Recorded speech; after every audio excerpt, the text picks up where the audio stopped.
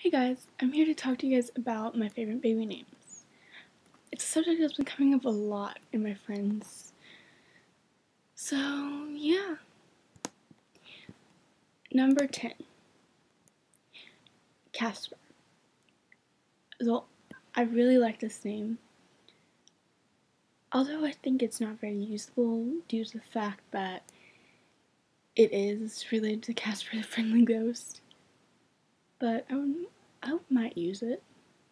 But as you can tell, it's number 10, so it's not that likely of a chance in my future. Number 9. Alec. I first started liking Alec a couple years back. I met this guy named Alec, and automatically I love the name. And that's very rare for me, because normally I don't like many names. Hence why it was so hard for me to make this. But yeah, I think that'd be a little bit connected with Twilight or something. I don't know. Number 8. Calvin. I first heard about this in Anastasia Ruby's videos, and I automatically fell in love with the name. It's a very interesting name. It has some really cute nicknames like Cal, which I used to be obsessed with when I was younger. And I'd love to meet someone with that name. Not sure I could picture that on a child though. I don't know. My next one, number 7, is River. River's a very unique name. You don't hear it very often,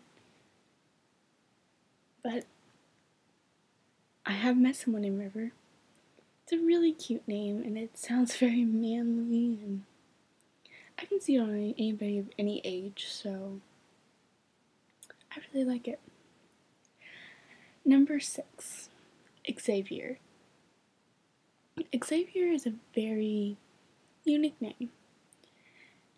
With it starting with an X and everything, it's very hard to figure out how you would use it. But I can see that as a good middle name or first name, and I would definitely name a child if I ever had one. Number 5. Joshua. It's a very common name. I know a lot of Joshuas, actually. Most of them go by Josh.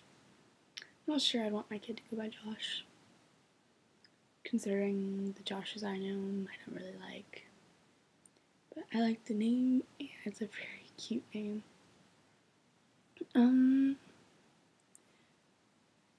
Number 4.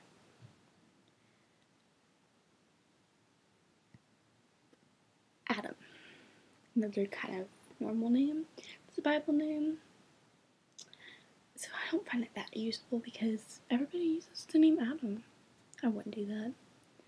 Number 3 is Toby. Toby's so cute. It's like one of those names you can see on a child, but I can't really see it on an adult. That's a problem. But that's why my number 2 name is Tobias. It's a more mature version of Toby, and I can see it on anybody of any age. When I picture Tobias, I picture a guy with really long black hair, kind of emo-ish, I guess you could say, but I can also see it on a really mature guy with that's a businessman, and it's one of those names I think you can see a future in the name. Number 1, Theo or Teo, however you want to say it. I've always loved this name ever since I actually was kind of thinking about shortening Theodore, which is a very common name, but I love the name Theo. I don't know why. It's always been one of my favorite names, and I love it. Now on to the girls' names. Number 10, Magnolia. It's a very pretty name. It's a flower, I think. But it's a very pretty name, and I would totally use it if I didn't have a cousin named Maggie. I really don't want her. I wouldn't want her to go by Maggie anyway, so. Number 9, Amethyst. I'm a very unique namer with girls, and I think Amethyst has always been like one of my favorite names due to the fact that it's such a pretty stone, and I don't know, I just always liked the name. Number 8, Coralie. Coralie is a very unique name. It's rare to hear, but I also think that might be why I wouldn't want to use it, because a lot of people would pronounce it Coralie, and I don't want to have to have my child spell their name because I already have to spell mine, even though my name is very simple. Number 6, Alicia. Alicia is a very pretty name. It means I've met a girl named Alicia, and she's really nice, and that's a name that I've liked since I was little, and I can't see it on a grown woman for some reason. I never have been able to. And the girl I know is Spanish, so I'm not against Spanish names or anything, but I feel like the name wouldn't work unless my child was part Hispanic.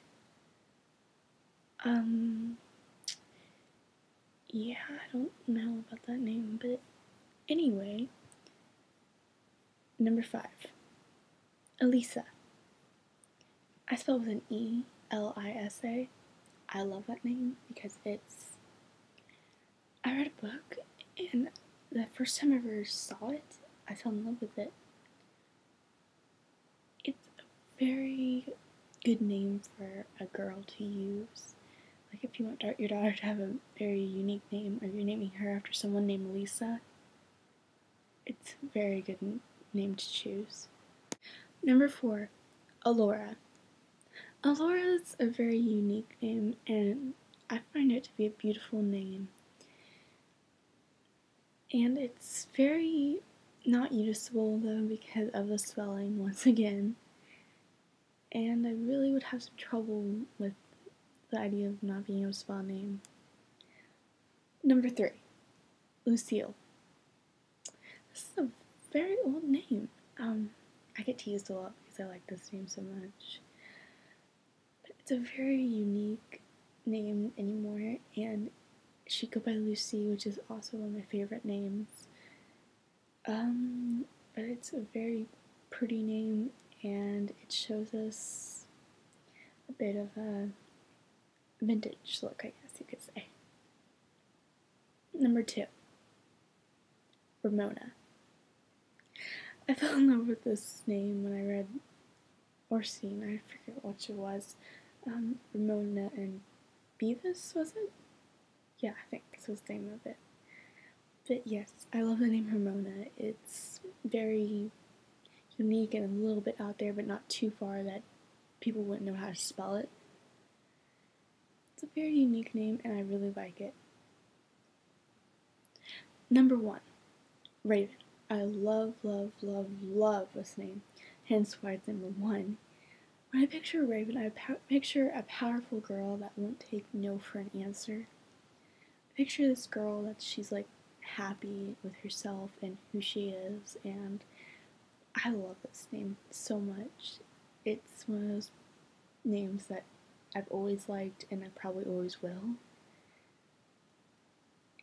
I picture a dark-haired girl, but I mean, it's one of my favorite names, so who knows. If I ever had a black-haired baby, I'd want to name her Raven. It's just a definite thing that I would do. So anyway, like, subscribe, and comment what you want my next video to be. Thank you. Bye.